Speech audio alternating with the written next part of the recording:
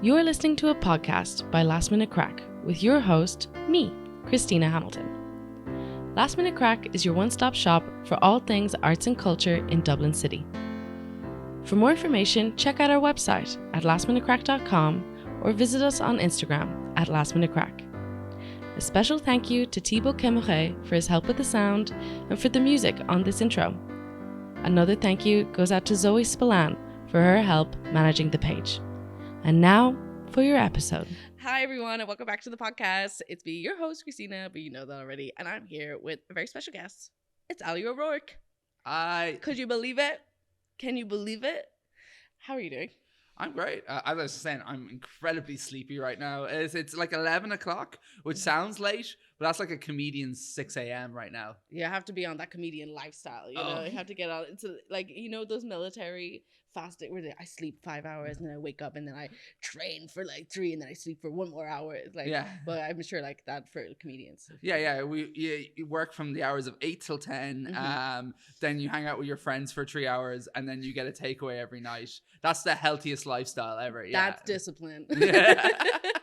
How are you doing? I'm good. Good. Yeah. I did a little bit of Googling about you beforehand because I know you from like seeing you on the scene, but I did a little bit of Googling about you and I thought it was one of the most interesting like pop-up lines. It's like Allie O'Rourke is a screenwriter, actress, musician, skateboarder, like screenwriter, comedian. Like it was this whole load of things, and I'm just wondering where do you want to start with all of that? Probably addressing. I am not a musician. There's stolen valor right there. I'm a failed musician when I was a teenager. The only bands I've ever been in were like. Sorry, I feel like I'm coming for you. I'm coming for myself here. I was in a band called the Molotovs. The one before that, the first ever band I was in as a teenager was called Tinnitus. Edgy. No, we didn't know what it meant. We were looking up words for name of the band in the dictionary, and we found what we thought was actually we're called tinnitus because we didn't know how to pronounce tinnitus. And we just saw in the dictionary a sound with an unexplainable source, and we were like, "That's metal, man." I'm still not over the fact that you went through the dictionary. Like it's not even, you're showing your age like so high. It's not like going on to like bandnamegenerator.com. It's like, no, I'm gonna go through the Merriam-Webster. 2004 was a dark time, my friend. And you got to T. That's a lot of like words to look at. And I can't claim it. It was my mate Furby. He was the smart one. He's so smart. He read the dictionary. Twice. He knows all the words. Well, actually, no, I lied. He didn't read it twice. He only got as far as T. That's as far as you need. The XYZ or whatever. The rest that's ridiculous. Zebra. Who needs that? Anyway, so we're having a laugh. Let's talk about your comedy. Where did that begin? Yeah, so that's a weird one. I got like my friend got free tickets to go to the Laughter Lounge in town. Oh, I was like, "Do you want to go?" And was that the first show you went to go, like a first comedy show you went to go see? Well, no, I saw when I was a teenager. Like I grew up in Athlone, so I saw some. I'm sorry. No, thank you. We'll fight later. No, much love actually. We went there. Sorry, that was a flip. You turned on that. What are we gonna do? Spot the people pleaser. Carry on. Tell me about your comedy. Sorry. Oh yeah, no, I'd seen touring acts, so I saw 3 of the first comics I saw were Joe Rooney and opening for I forgot his name. The Unbelievables, Jumbo Breakfast Roll. Pat Short. Pat Short. And then also Des Bishop. And that's an incredible lineup. Bernard O'Shea. There are 2 different shows, but Bernard O'Shea was opening for Des Bishop back in the day. That's incredible. Yeah. So it was like, this is when I was a teenager. But then I didn't see comedy for ages. Because it's just like not really that part of the Irish culture. No. Especially not for young people. Like that young, like teenager audience, not really. Yeah. It's for them. It's not really accessible. It's a club thing. And it just didn't like the scene was very different in the thousands. But then I got free tickets to go to Laughter Lounge. I saw a comic bomb really hard, and he leant into what I recognize now is he leant into the bomb. He was like, "Fuck, this is go well. I'm gonna make it as bad as possible," which is always a remarkable instinct. And he started doing Nazi jokes, and I was like, "Fuck you! I'm funnier than you!" And I signed up to an open mic next week out of spite. That's amazing. So yeah, that's it. But I think it's a very common thing where you see, like, I think your comedy courage comes from watching other people fail Yes. or not be good, you know? Yeah. Because I was talking to Jim Elliott, and we'll get to talking about Jim in a minute, but I was talking to him about it a little episode or two ago, and he was saying it was the same experience where you go up and you see somebody and you're like, if that's what's acceptable, I can do better than that. Yeah, because like that's again in Ireland, there's not that much culture of like the comedy club scene is strong now in certain cities like Dublin, Cork, Belfast. There's some good stuff happening in other cities like Limerick as well. But shout out to all the cities. Yeah, I say, but like there's not that, and you get touring comics, but you don't. There's not the same culture, say in America, of going to different clubs and seeing comedy. So as your exposure to stand-up comedy is specials on Netflix or whatever, you're seeing the highest level of comedy. Yeah. You're thinking, man, I can never get up on stage and just talk Mm-hmm. and be that funny. And then you're like, oh, right, no, I just saw the funny guy in The Office bomb for 20 minutes straight when he was only meant to do 10. I can do that. Fair. So did you sign up for an open mic? Was that the circle sessions? No, I got to the circle section pretty quick. The open mic I did was the Battle of the Axe at Halfpenny, the Halfpenny Inn, which no longer exists. But shout out to Tony Ferns. He shout out to Tony. Like that night was going. That was the second before COVID. That was the second longest running night in Irish comedy. Ran since the early 90s. Incredible. It was always a really strange night. And they had so weird. I got banned after my first gig for, and I quote, being too smutty. Wow. Those guys doing material about their dad's suicide, but I made one girl dick joke and I was banned for a year. Serves you right. Censored. Oh, cancelled already. That's so. It is interesting, right? The standard, I think, for different people and different in comedy, right? Because the open mic scene is feral. That's why I like to describe it. Is a feral, chaotic sludge of which diamonds emerge, and it's really cool. But I always think it's so gritty. Like you can really walk into any open mic and you never ever know what you're gonna get, which is, I think, the beauty of it. Yeah, it's weirdly one of the last bastions of free speech. Let's get into that discourse. And it's also, you go into and you go, you know what, man, maybe we don't need free speech. I don't want to talk anymore, actually. No more speech for me.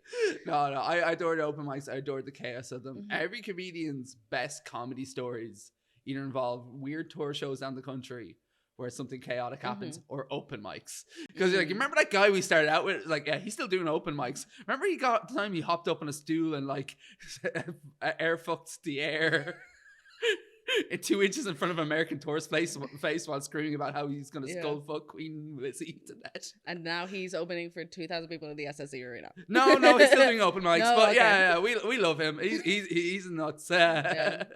It's crazy. You never really know what you're going to get. It's so chaotic, but I love it. I really do. And I think it is. I love to see people who you've seen in the audience for a little while give it a go. Yeah. Like newbies, when they get up, it's such a good, like, I have to say, like, every single open mic that I've gone up that I've seen somebody do it for the first time, the warmth and like care and like everybody just puts them in a little, like, the energy shift is so crazy, because you see them and you go, oh no, I gotta, not my precious little, I was there, you know. And they like, so and then the host gets fucking angry with like the audience if they do anything. I was heckled on my first one. Just FYI. Really? Yeah, I was. Wow, that's brutal. I handled it pretty well, but but then the hosts were like, absolutely, you know what I mean? So it's really, I think, when you do it for the first time. But you know, also after a while, like when you're running shows, you get to sense that. You get to sense that person who's always around and stuff. Like you're like, they want to do comedy, but they need someone to give them permission to do it for the first time. And you kind of it's real fun to be the person to be like, hey, so you want to try comedy? And they're like, can I? You're like, yeah, hop up, you know, like, so I like, you get that, like a lot of people hang around Hysteria and stuff, like a lot of queers and femmes, and you're like, is this something we're allowed to do? And they see us doing it. They're like, oh, we are allowed to do this. Yeah. And I would assume Hysteria is also interesting in the way that like it allows people to talk about their own kind of, it allows people to talk about things that they maybe would have kept behind the closed doors out of like want for like of societal pressure, and then you get to kind of open the door about experiences, and like through that it's like not to get really mushy about it, but it is healing in the way like you can kind of open a door and like, this is a crazy thing that happens to me, and like blah blah blah. And actually, speaking of turning things around, and I'm gonna do this. Wow, we got a segue. I haven't seen a transition that awkward since this. Hey! Oh wow, we're setting this bar so high. Punchline. Yeah. Talk about turning something shitty into something incredibly beautiful. Oh, well, thanks. That's high praise. I'm still, all these years, still uncomfortable with praise. Okay. If I can handle praise, I would have just been a poet. It's like, no, I need a transactional art form. So do you want to talk about how that came to be? Or yeah, that's a really interesting, weird scenario, because like that's the first thing I ever wrote with Becky Cheatle. It was the first thing I was ever a writer on. Becky had written for years beforehand and done stuff as a screenwriter, but like lockdown was happening, we couldn't do stand-up. I saw the ad for the Virgin Media Discovers competitions, and it was just like, went over to Becky Cheatle house at like an hour before the deadline was over, hammered out the application put in with 10 minutes to go, and then we won. And we're like, okay, cool, they just gave us 30 grand to make a movie, let's go make a movie. So sweet. And Becky got to direct, and it was really fun. And it's weird because the first thing, as I was saying, Becky was plugging away as a screenwriter for decades before. Like I had like, this is a weird thing about being a screenwriter, was a successful screenwriter, had got loads of different schemes, had stuff in pre-production, I think with MTV and Channel 4, but never got any show to go. And the first TV credit she get happens directly after she transitions. It was like she accepted who she was, and then all of a sudden the universe started rewarding her. That's amazing. And like she's working on stuff now as well. She's a powerhouse. I look at her and I like in awe. Like obvious, like she scares me in a beautiful way. Like I'm just like, wow, you're incredible. It is the classic trans girl making up for lost time energy. You're like, motherfucker, nothing's holding me back now. So how was that very cathartic of an experience for you? Yeah, it was a really strange one, because like obviously like it's a weird one, because that whole movie, like I guess what we wanted to do was show like, for people who haven't seen it, it's on Virgin Media Player. Go watch it. Hell yeah. Shout out Virgin Media Player. Wow. My spawns. homies. Me and Tommy Bo are like this. Come talk to me to Virgin Media, and the play is in there. We'll talk about it. Where was I going with it? We got a little sidetracked for Virgin. The catharsis. Oh yeah, because like that whole thing is about like we showed the difference between the reality and the narrative we weave. That's like, it's about a transphobic assault, and a stand-up comic doing material about it, but while at the same time true flashbacks showing the reality of it. And like for me and Becky, when I talk about, because stand-up's how powerful it was that as trans women we get to control our narratives on stage. Like the stand-up world is the only place, and it's quite intoxicating as a trans woman, that you can just get up on stage and have 50 strangers just listen to you. Like that doesn't really happen anywhere else. You know, you're always pushed away to the side as a trans woman. So that's what we wanted to do with it. And it was weird reliving it, and it's cathartic. I think it's weird because I kind of went a bit method wanker with it. Also, for the record, I hate acting. It just keeps happening. Because like we wrote a role about just a transgender stand-up comedian, and I was like, fuck, I gotta play that now. We wrote ourselves into a corner. Like I spent 26 years of my life playing the role of man. I'm done playing being someone else. That's brilliant. But yeah, so I want to pop back to comedy for a little while, because that's where my wheelhouse is a little bit. So we go to open mics. Yeah. I want to give Circle Sessions. Yeah, we got to shout out. I love Circle Sessions so much. For people who don't know, it's an open mic every Monday at 8 p.m. in the International, and it's one of the most wholesome places in Dublin City. So you started out, was that like you did some open mics, but you found your feet in there, or? I think for me it was like really fun. Like I went to a weird era of Circle Sessions. Like I still go. Like it's weird. I still go back there. It's when I have new material. It's one of the first places I go. So it's a real audience that you can run material in front of rather than a room full of comedians and stuff like that. And an open mic, it's the most beneficial night in Dublin, I think, as a comedian, and not enough comedians do it.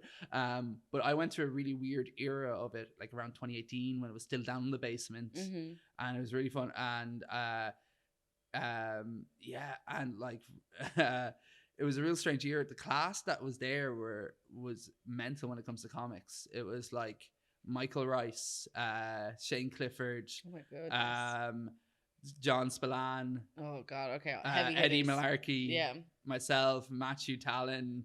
I'm trying to think of who else was there. There was a rake. But they all these. Think comics, of a successful comic. That's who was there. Yeah, like everyone sort of my age or my experience level that like is doing something was there at that stage, and we're there every week, and it was weird, and like. It was a strange one. It was like a real proving ground. It had this weird reputation as comics for being a really tough room to work. Okay. Because you're following music acts and poetry acts. And the poetry can be heavy. Yeah. And then you go, hey guys, you know, after like a heavy, it's a tough crowd when it's tough, you know? Oh yeah, like I went up one time after everyone in the room was crying after a girl had done a poem about her dead grandmother's abusive relationship. You had to go up and run. Well, dick jokes. But it always had that great. I think like if you can follow that, like that's why I think it was very formative as a comedian for me, because like if you can follow that, it's you can do work in any room, any space. You become so adaptable, and all those comics I listed are incredibly adaptable comics. I think it shows. But also it's like one of those places. It's the first place where you had a real audience. If you're an open micer, you're mostly like, it's a little bit different now, but when I was doing open mics, there was a lot more open mics, but the entire audience was other comedians. So they heard your stuff before. It was real nice and supportive, but they weren't a real audience. Yeah. So it's the first place you had just people who weren't comedians listen to your jokes, and you're like, oh, cool, I can do this. Okay. But also then you get like, I don't know why you wouldn't want to be influenced by other art forms. It's amazing being around all these great poets and musicians and stuff. And you still see like loads of them are like really successful now and around the scene. And it's just really amazing to watch and be influenced and be around that. And like, I think a lot of comics, when they get into the grind of stand-up, they stopped consuming other art forms, which I think is insane, because your whole job is to consume everything that's happening in the world and then like crystallize it and give it back to an audience. So it's just like, why the hell would you not want to hear all the poetry and music? Yeah. The influence on that is like, I was just enjoying that was a really powerful thing I think you just said. And like, it's the thing where you can stick in your kind of niche. Yeah. I think people can get into their silos and stuff. And I think it is so important to go around and be influenced and enjoy. You don't have to stick in your own little corner, right? You can enjoy everything all the time if you want. Yeah. A little bit of everything all the time. TM, this Bob Burnham. But yeah, it's a very special place, the Circle Sessions and something. So shout out for free, you guys. You're welcome. I'm repping them. I'm wearing the t-shirt. You get me. All the YouTubers out there, she's repping the t-shirt. And let's talk about a funny time in Circle Session. Well, sort of funny time. So you opened for JVN, that one big time in the how did that come about? First of all, is it because I always wonder how people get called for those kind of big gigs. Did you just get a phone call like, hey, it's JVN? Yeah, literally I was home in Athlone and I got a phone call off Aiken Promotions. Shout out Bren Burry. We're gonna shout out everyone. Check out his new single. It's great. Hell yeah. Yeah, Bren Burry's releasing music, doing his thing. I'm right hyped. We're all about shout outs on this podcast. So we're shouting out everyone all the time. We are shouting out one of the most powerful men in Irish music and comedy. But yeah, shout out Bren Burry. You're welcome. His music's really good. I like it. Cool. I'm glad he's releasing music again after a couple of decades of not doing it. But we're back to JVN. Yeah, sorry. I was back home in Athlone and I got the phone call. I called like, hey, do you want to open for Jonathan Van Ness? And I was like, the Queer Eye? Not like it took me a second to process who they were saying, and I was like, yeah, of course, and cool. And I hung up the phone and it was like that. I just got asked to open for the guy from Queer Eye. Famous, like, and I was like, who? I was like, and I explained to you, I was like, and then my dad was just like, great, how much are you getting paid? Which is the right question, but I also just love that about Irish parents. Like, cool. Are you getting paid? Yeah, fair. That's a classic parents thing. It's the same thing with this podcast. We're trying to figure out how to monetize it in some way. And I feel like once I have money, they'll think it's cool. Not that you don't think it's cool, Mom. I know you think it's cool, but shout out to my mom. Always. I saw her yesterday. She's the best. So you went so what was that experience like? That was strange because I also, before I'd done that, there's nearly rung. It's like everything in the creative world, there's rungs you go up. So I'd opened for Alok, another famous non-binary comedian / amazing poet, in Liberty Hall. So there's levels and there was steps up to that. There's steps up, she can handle 500. Can she handle 1,300? And it was a really strange experience. Really nice experience. It's very odd because it's so a normal gig in so many ways, and then you walk out on stage, you're like, fuck, this is a long ass walk. That's exactly what Jim said. It was like half a song and he's getting to the mic. Yeah, it's only 10 paces, but it feels like it's so long in comparison. And you're just there trying to have stage presence as you walk out, and do a little dance. Way. But it's weird because it's other people's audiences, and you're gifted other people's audiences, and that's such a nice thing for those big names to do, because a lot of the time I don't think JVN needs an opener, but they're paying it forward, that kind of way. They're elevating other people. Absolutely. And it's through collaboration that we all grow, I think. Yeah.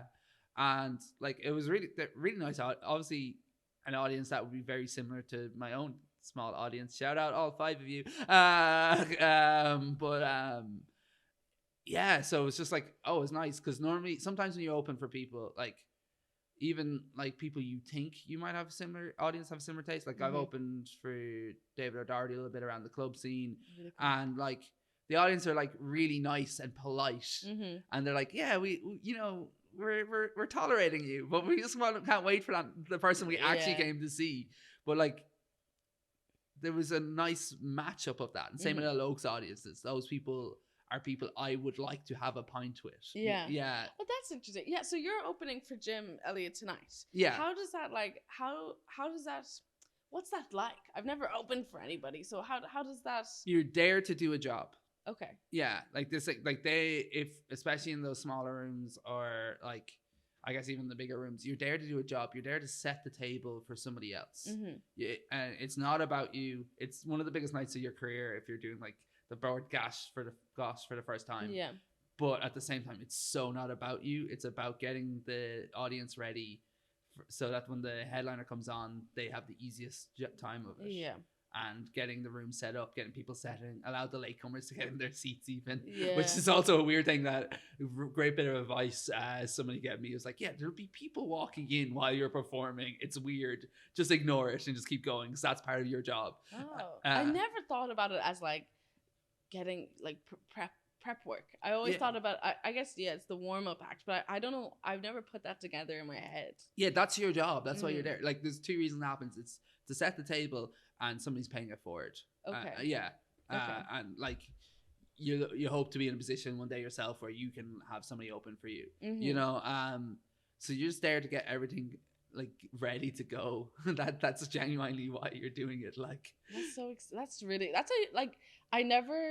I always thought of it as oh, this is a cool opportunity. People get to you get to see more comedians, obviously, and also that comedian gets to have another audience. I never thought about the actual job of it, if that makes any sense. I never thought of it as you have to prepare the audience. That's really such an interesting perspective for me. It's the same in emceeing and hosting. A lot of people forget that's a job. You're there to set up the room. It's not about you. You should not be the funniest person on the lineup as an MC.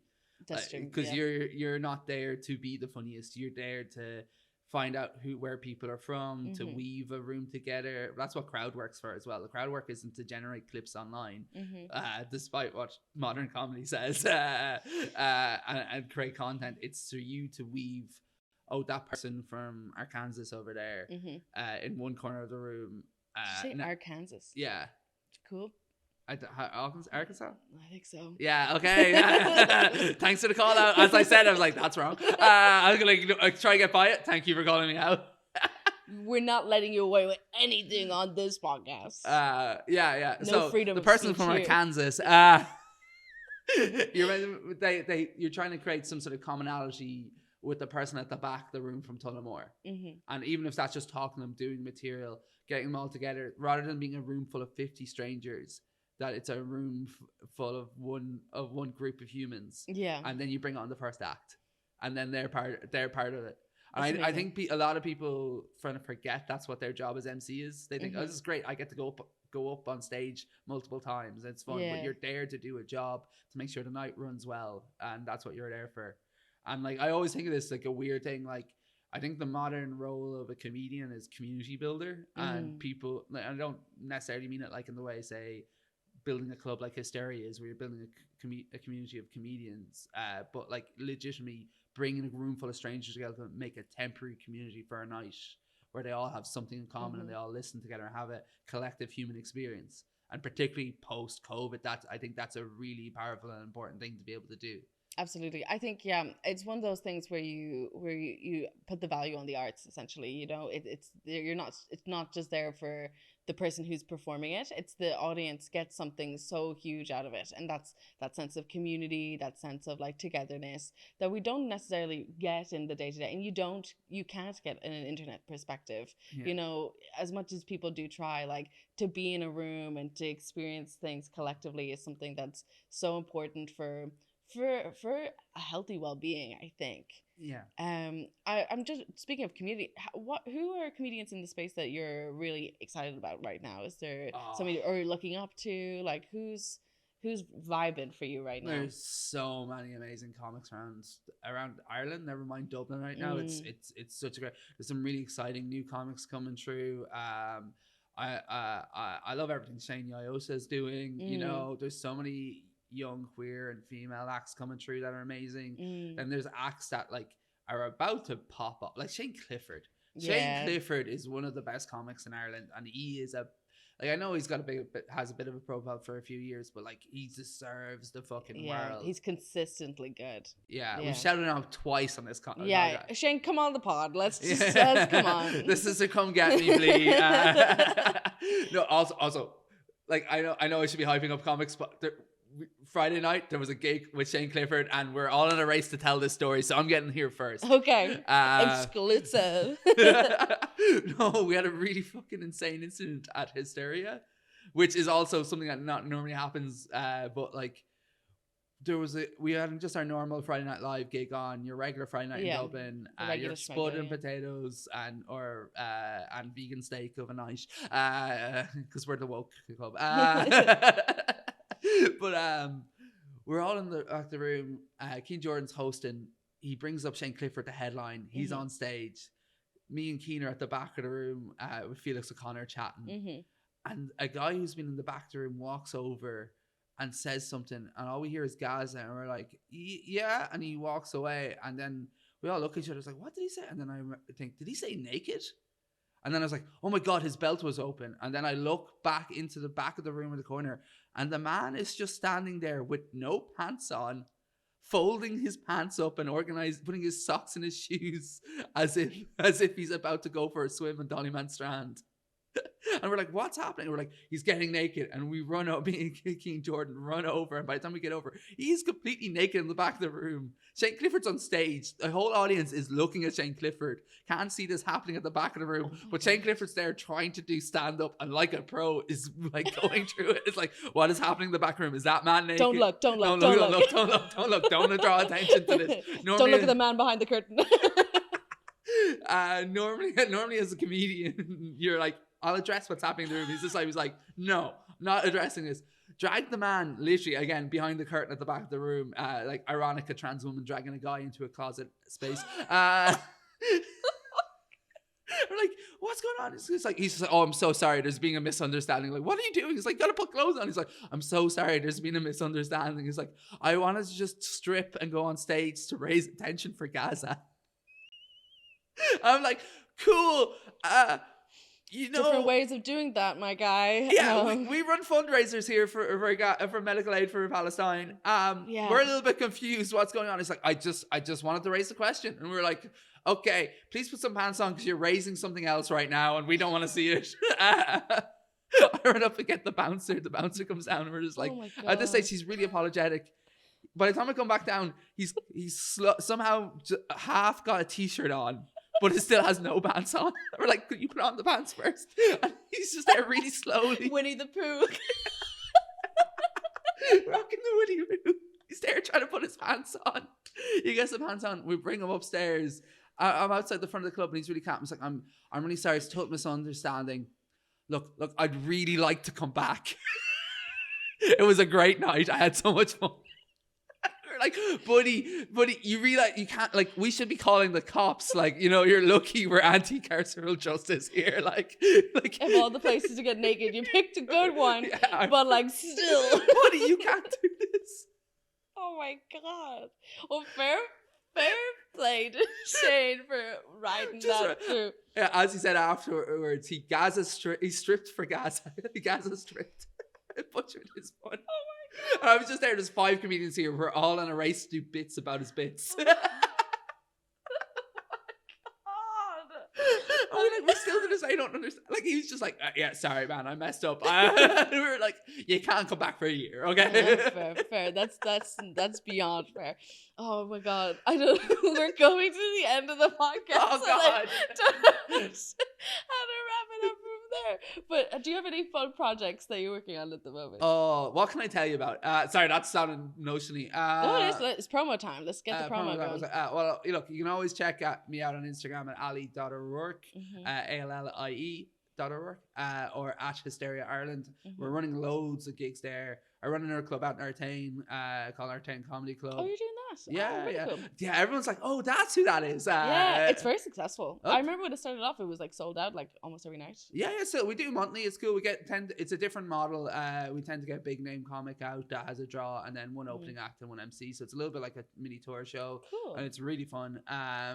We have Willow White there next Saturday. It's sold out. Sorry. That man sells so many tickets. We're back. Emma Dorn's is in May. There's a exclusive that should be on sale by the time nice. Come check out Emma Dorn. Got loads of screenwriting projects. Any of them you can watch soon? Nope. That's the world of that. Well, what we'll do is, as things come out, we can pop things into the description of like the YouTube and stuff. So like if you're like watching this and it's ages, you have a little look in the description to see if Allie's up to anything. I haven't announced it yet, but keep an eye out. There might be a national tour coming. Maybe a big date in Dublin. Hopefully, keep an eye out. Keep an eye out. Keep an eye out in the autumn time. Anyways. Oh hell yeah! Well, you heard it here first, folks. All right, Allie, this has been so fun. I'm seeing T behind me, and he's like, "It's time," and I feel like I could sit here and talk to you literally forever. Yeah, this has been one of the funnest episodes. Yes, take that, Jim Elliott. What are you gonna do? What are you gonna say? Favorites are favorites. Thank you so much for coming on. It's been so really fun. Thanks everybody for listening. Thank you, Music Maker, for having us. We'll see you next time. Bye bye.